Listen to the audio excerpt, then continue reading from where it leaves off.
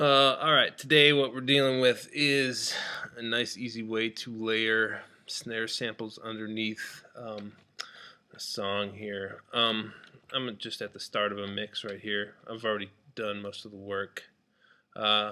Easiest way to do this is select a whole track, take like a snare track and separate it, capture the selection, then analyze it with Beat Detective, and then get your sub beats set up right. I've already kind of done this one a little bit, and then you separate it, crack in the snares.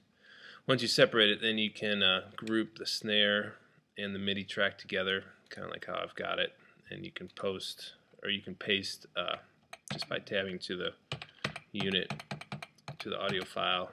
You can get in there. This works a little bit better than tabbing to transients because it separates it a little bit nicer in Beat Detective, and you can paste in a MIDI note underneath it if you group it the right way. So once you've done all that, the good thing is with Pro Tools, they finally kind of figured this out. They created extra lanes to get control something without it being in the same lane as it was before. Before it used to look like this.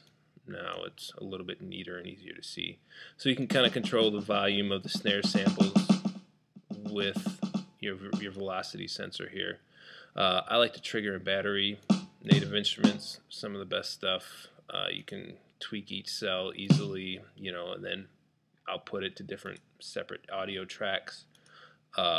Each one has effects, compressors, EQs, saturators, lo-fi, bit crusher, whatever, inverter, anything. There's lots of options within battery to make this kind of human-like and not sound like a snare sample going underneath a regular snare. So here's what we have for a snare.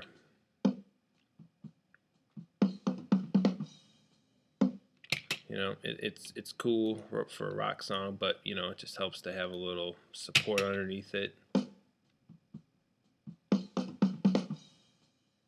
then that's not triggered right and everything right now. I'm still messing with the velocity on each of them, but that's the basis of it.